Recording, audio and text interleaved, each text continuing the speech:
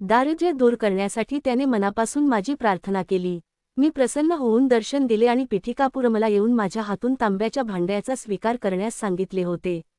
तसेच 10 वराह श्रेष्ठीला देऊन मला बंधविमुक्त कर असे सांगितले होते। तो तसे करून धन्य झाला। त्याची आर्थिक समस्या दूर होण्याचा त्याला मी आशीर्वाद दिला होता।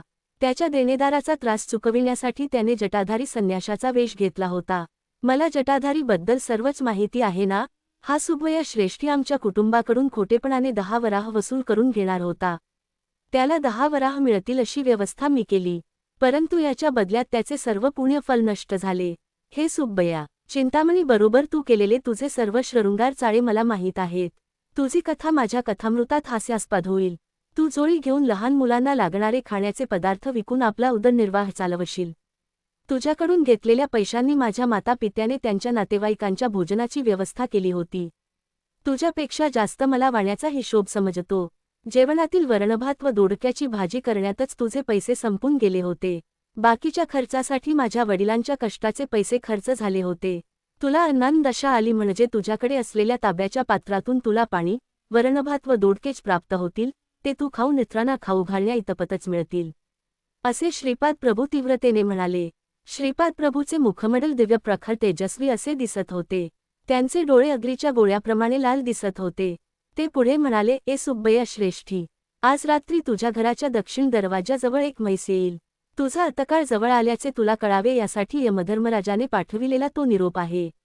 मी तुझ्यावर एक अनुग्रह करीत आहे। तू स्वतःच्या हाताने स्वयंपाक करून दोडक्याचे वरण आणि भात त्या म्हशीला खाऊ घाल। त्या म्हशीची ही एकच इच्छा तू पूर्ण कर। ते अन्न खाल्यावर तुझ्याऐवजी ती म्हैस मरून जाईल, परंतु त्या क्षणापासून तू खूप गरीब होत जाशील। तू झोळी घेऊन मी सांगितलेले काम कर। त्यानंतर तुझी अन्नान दशा झाल्यावर मी अनुग्रह केलेल्या तांब्याच्या भांड्याचा तुला उपयोग होईल, असे कडक शब्दात श्रीपाद प्रभू म्हणाले। त्यावेळी वेंकटप्पा श्रेष्ठी रागात असलेल्या श्रीपादांना पाहून भयभीत झाले। त्यांनी श्रीपादांना असे रागात आलेले कधी पाहिले नव्हते।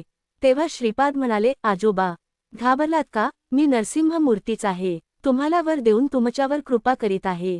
वाणी कुळातील लोकांना शाप देईन असे आपणास वाटले काय?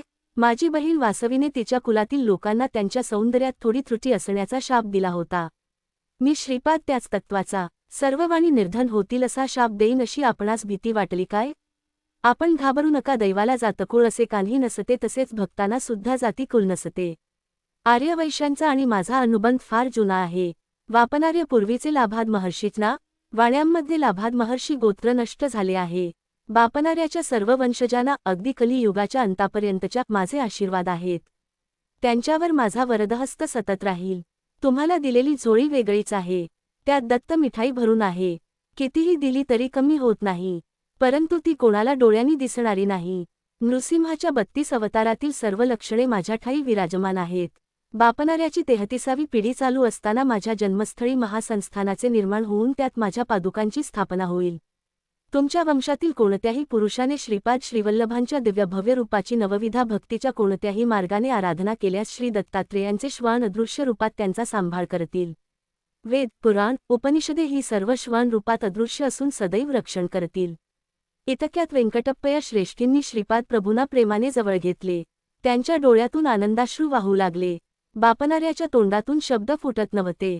सुमती माता, हे सर्व स्वप्न आहे का वैष्णवी माया अशा संदेहात पडली। अप्पलराज शर्माचे मन स्तंभित झाले। श्रीपादांचे दोन्ही मोठे भाऊ त्याच्याकडे भीत बघत होते। हा आमचा धाकटा भाऊ की दत्तप्रभू? ही काय भानगड आहे असा विचार ते करू लागले।